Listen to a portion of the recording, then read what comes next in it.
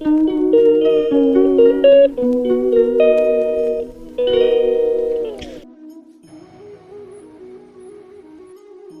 सुबह के 5 और मेरी पूजा वगैरह सब समाप्त हो गई है। आज है अगहन का पहला गुरुवार, जो महालक्ष्मी की माता की पूजा होती है और ये धन धानु की देवी हैं, तो इनकी पूजा जहाँ तक है सभी कोई करते हैं। और स्पेशल रूप से इस बार पहली बार ही मैं करी हूँ, क्योंकि मेरा गुरुवार हमेशा चलता था, तो उन्हीं के साथ मैं इनकी भी पूजा कर लिया करती थी। लेकिन इस बार मेरा स्पेशल हुआ है, तो क्योंकि गुरुवार का मैं उद्यापन कर डाली हूँ, तो इस बार मतलब मैं अलग से कर रही हूँ गुरुवार का व्रत। इसमें महालक्ष्मी की पूजा करी जाती है, तो इसमें आंवला, धान की बाली और ये सब मैं पढ़ के, क्योंकि मैं कभी किसी को देखी नहीं हूँ, लेकिन पढ़ के कि यूट्यूब से सर्च करके, और किसी से पूछो तो कोई बताता नहीं है, तो अपने हिसाब से जैसा है मेरी मर्जी कर लेती हूँ। और क्या है कि मेरे को ये सब पूजा पाठ करना बहुत अच्छा लगता है। हमेशा मैं ना दिन ना रात को 12 बजे सोई हूँ, सारे काम निपटा के, क्योंकि रात में शाम को इनका आवाहन किया जाता है।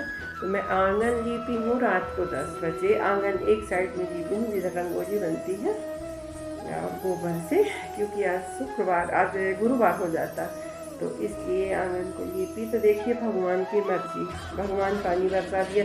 इतनी भयानक झमाझम बारिश हुई अभी कि मैं जो दीपक जला के रखी थी, तो दीपक तो मैं जला दी थी 4:30 बजे ही बाहर, और इसके बाद माता जी की स्थापना करी, क्योंकि आज पहला दिन था तो थोड़ा सा लेट ही हो गया, नहीं तो 3 बजे ही कर लेना चाहिए।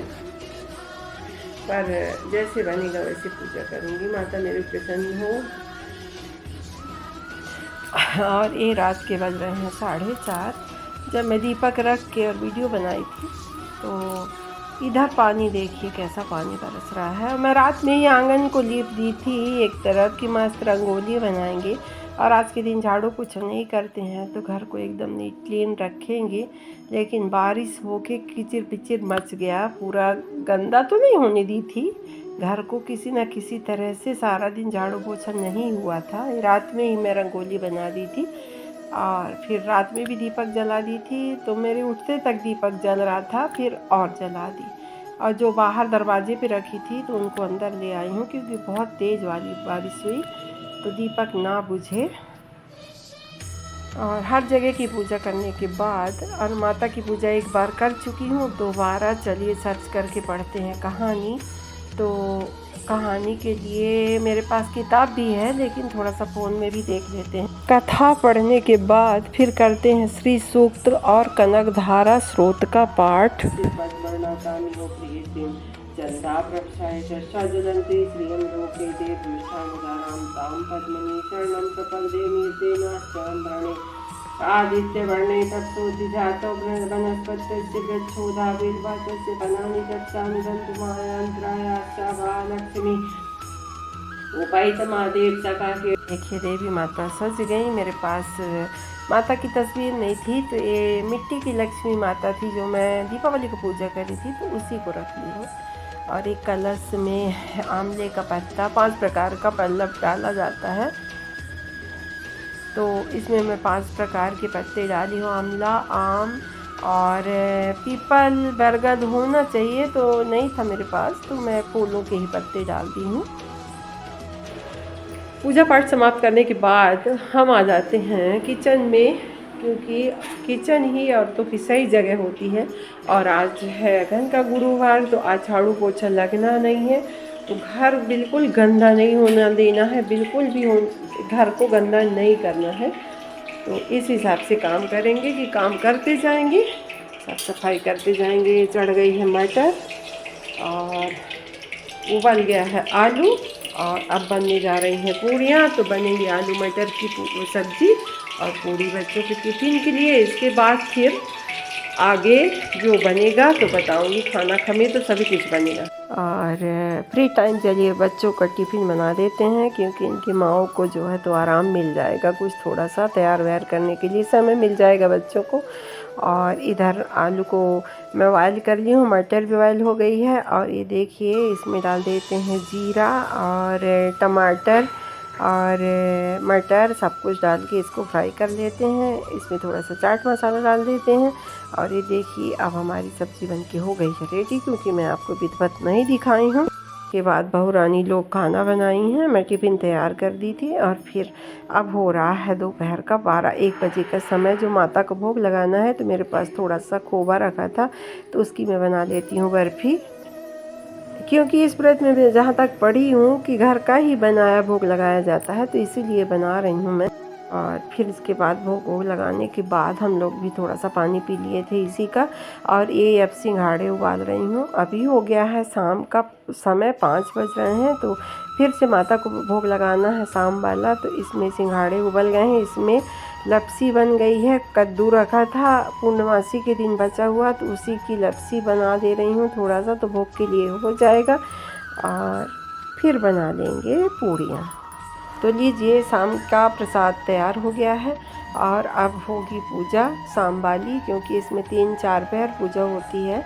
और जहाँ तक मैं पढ़ी हूँ तो इसमें माता की आरती नहीं करी जाती, मतलब सुनी भी हूँ पढ़ी भी हूँ। और उसी तरह पूजा करी जाती है जैसे सुबह करी जाती है। तो इधर शाम को भी उसी टाइप की पूजा करते हैं, आग जला के हवन करते हैं। ये धान की वाली भी चढ़ी हुई है यहाँ पे, सिंघाड़ा, शकरकंद, आपके पास जो जो हो चढ़ाएं। देखिए ईरा का डांस शुरू है। जो ईरा इधर पूजा हो रही है उधर डांस कर रही है, क्योंकि ये मेरा पिंड नहीं छोड़ती, सारा समय मेरे पास ही रहती। और पूजा वगैरह करने के बाद पहले सवेरे टाइम का मैं जो फूल चढ़ाई थी उसको उतार देती हूँ।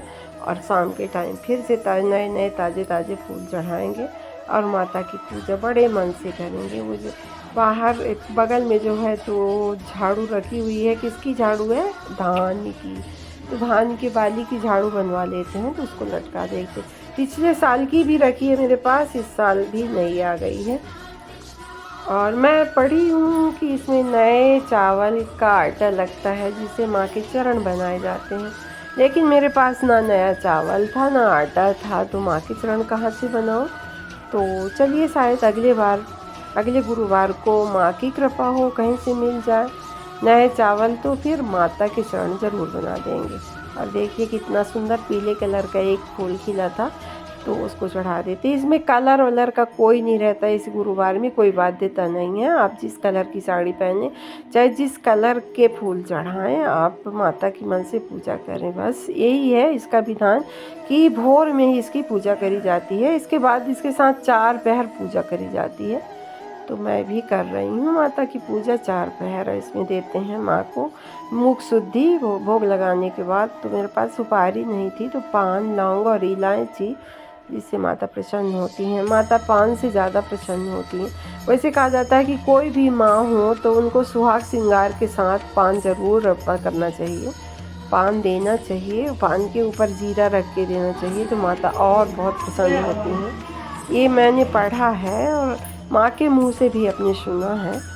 तो वही सारी चीज़ें करते रहते हैं हम लोग जो सुने हुए होते हैं। इधर देखिए हमारी आग प्रज्वलित हो गई है। मैं आम की लकड़ियाँ हमेशा रखती हूँ बोरियों में भर भर के सुखा के। इसके बाद देखिए हवन कर लेते हैं। हवन करना बहुत ज़रूरी होता है, पूजा के बाद हवन करना बहुत ज़रूरी होता है। कहते हैं हम जो भोग प्रसाद बनाते हैं तो वही ग्रास भगवान को मिलता है हवन के द्वारा, तो इसलिए हवन शुद्ध मन से करना चाहिए।